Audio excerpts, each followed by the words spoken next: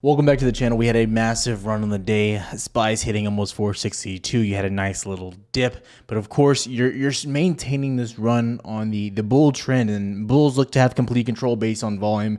We're going to be going over how the SPY, the market's moving, going over some stocks I'm liking going into tomorrow, key things we're looking at. And then, of course, we're also going to be looking at the boys, AMZN and GME as well. Like, subscribe, do what you got to do. Let's get to it. All right, so the first we're going to talk about is going to be SPY and indexes. Now, going into today, obviously you had a massive gap up from about 455 all the way to around 462, 461-ish, and you had a double top at the end of the day. Looking at this, my target was really going to be this 457 to 459 area. You blew right past it. It's absolutely crazy. You came back down to that support area. We've had this marked for days as well. You're bouncing over and over again, showing that repeated strength. And as you can see, just kind of creating that trend, higher lows across the board. Very, very strong overall. Now, going into this as well, even when you were getting that dip, you had very low volume, which is always good. Now, to the end of the day, when you were getting a ramp back up to those highs, guess what happened? Volume started to increase to show that bulls really had that control. Even with that dip, when you were making those higher lows, look at that just decrease in overall volume. And it just looks like bulls have more control overall of the market. Now, again, going into the day, you had that little nice double top 1, 2, came back down to 160, 461, give or take, and it kind of left you with a bit of a question mark. But in my opinion, you have to continue to bet on the overall trend of the market. And as long as you can see, if you're above that monthly level, again, if you haven't watched the educational video about the magic indicator, go check it out. It's somewhere on the channel. But look, if you are above that monthly level, you have to respect and maintain you are in a bullish trend, and that's just how we're going right now. So until we start to break down and break below weeklies, this is where you're at. Now, if you're going into tomorrow and you're looking at the market and you do get some sort of breakdown, if you broke below this key area 457, I would be looking for a touch of the weekly level around 452. But it's worth mentioning, going into Thursday, it's going to be our last day of the trading month, so you need to be watching that, because I anticipate they're going to want to keep us in a nice little range to set a nice level for the monthly level. So with the monthly level coming into about April, I do suspect they're going to want to hold you around this 457 range. I would just assume that. However, again, you have to assume that you're bullish based on everything happening right now. Now, the big question is, where does this lead us when it comes to GameStop? Where does it lead us when it comes to AMC? Looking at AMC, how have you moved? What's been going on?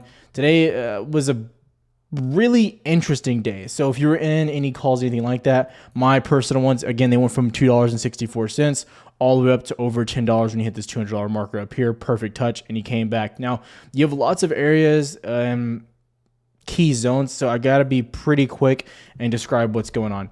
Now, from those lows, you had a perfect touch of our support down here, and we had this marked out in Discord and on Twitter. But as you started bouncing, you were moving in this channel to the upside. It's worth mentioning, again, you were moving up with very low volume. That was the concerning part. But then you started breaking back from that range, holding 2 times once again in that range, and breaking back above the EMA, which again we've covered in previous videos, showing you guys exactly how to trade based on the information. And then the volume spike right here just gave you confirmation for that break back up. Now, you lost steam at that range of 195 and you pushed back down, breaking this trend. Once you broke that trend right there, it was a signal that you were going to get more downside from those options. So I started cutting the remainder of the ones that I had, and I'm looking to get back in at the end of the day, but I didn't want to hold these overnight just with what's happening with SPY and the double top, because if SPY starts to push right back over that double top, then you're going to be sitting in a very bullish level. But you've seen the uncertainty of the market, and you've seen just kind of the whipsawing back and forth. So I don't want to bet on this one overnight. I am still very bullish. I'm going to go over exactly why I still love GameStop and I still love AMC as well. But covering AMC's chart, what's going on here, same type of channel, but in my opinion, it was more of a bear flag looking at it, but they're the same chart overall. AMC again had that push with it. They moved basically in tangent. AMC did not get as close to its high as GameStop, but you pushed right back down, holding below the VWAP though, and you still have a lot more to go down to your support. Support I'm looking for entries, $27 through about $26.5. That's where you're looking for support. I don't think you're bearish whatsoever, and I do like this volume that you were getting near the end of the day, but you did, and you have to acknowledge you were getting a little bit of sell volume right there. Now, what we're going to look at is going to be the borrow desk and fees going on here. Now, we mentioned yesterday you had no shares available. Today was a different story. Coming out of the gate, you had shares available. You can come down and see right at open, 150,000 available, 27 open interest. Now, what does this mean? What's going on? Does that mean, the value is going down? Does that mean GameStop's, the squeeze is over? Is it this, is that? Now, I want to acknowledge, I mentioned this yesterday as well. You were seeing a dip. on your original squeeze on GameStop. So am I saying it's over? No, I am not saying it's over. It's not what I'm saying whatsoever. You still look to have upside. You still look good. And I'm want to focus on like AMC and GameStop right now just because I'm heavily trading them.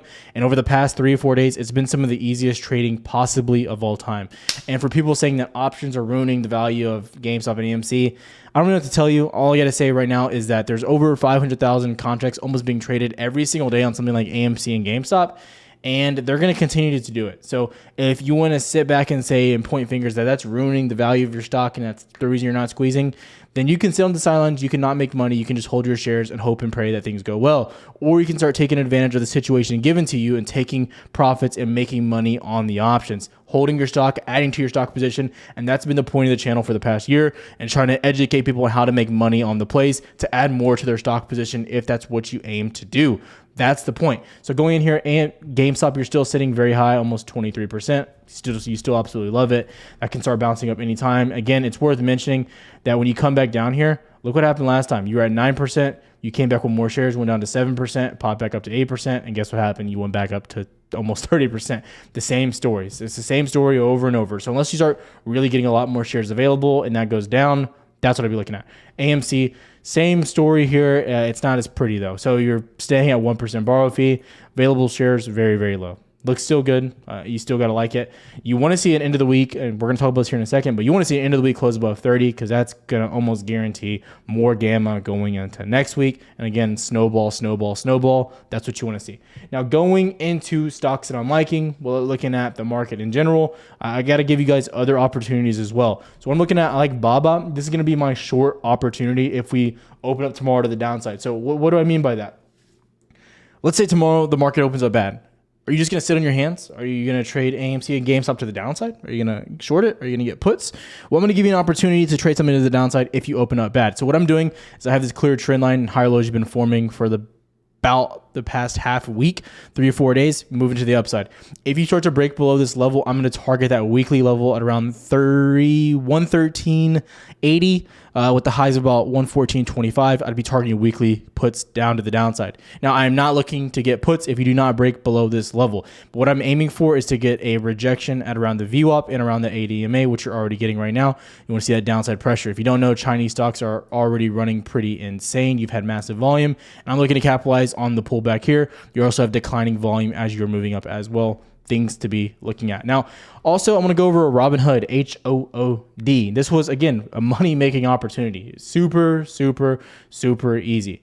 Going into the trading day, I'm going to highlight this right now. I literally woke up at around 7, about an hour before market even opened, and I told everyone, I was like, guys, you got to be looking at this. This is absolutely just free money. I'm trying to find it real quick. Right here at 8:15, I posted it 15 minutes before market open. If we stay under or around $13, I'm looking to get Robinhood $15 calls for April 14th. Guess what happened? You opened up very slow and stagnant at around 13.20, stagnated at about 13.70. You ran absolutely to the moon, 16.5. Almost free money. Now looking at this play, I think you're losing steam. I think you're losing the overall hype. If you don't know, they just announced extended trading hours. And I think this helps them compete with Webull. So I think more downside will come. If you start to break below VWAP, I'd be looking for a touch about $14 down to 13.8. I wouldn't be greedy though. I'd start laddering out once around 14.30, give or take. That right there. Now for the last thing I want to mention is going to be BBIG. And I was talking about this a lot in Discord in the live chat, but I didn't even get a position just because you got to move kind of too quick and I just couldn't get into it. So when I was looking at it, I was looking at 315. You were sitting in this range right here, roughly just making those local highs, and you started pushing back up. Key thing to know here is getting your weekly MACD cross. I'm not one of those guys that loves MACD, but you got to respect what's going on. And going over to iBorrowed, as you can see, 107% borrow fee, 70,000 available shares. I mean, I don't know how much of this you can actually trust. If you go to Ortex, you have about 300% borrow fee. The numbers overall are just insane. Short volume going up as well. And it's worth mentioning the last time you saw a MACD cross, you ran all the way to $12. Am I saying BBIG is running $12? No, but I'm saying there's a lot of hype behind this and a lot of people are getting behind it. It's one of the closest things I can see going on towards like the AMC type of movement. There's that many people behind BBIG. Keep it on your watch list if nothing else, but I think it has massive upside. I think this could easily start getting to $5, $6 in a hurry. I think you're gonna get a $4 test very soon as well. Now, the last thing I want to mention is gonna be these weed stocks. Now, you've heard me talk about them. You had your news and you had a great run. But looking at these, sundial, I would probably try to stay clear of. And I think in general, it's safe to stay clear of these weed stocks right now.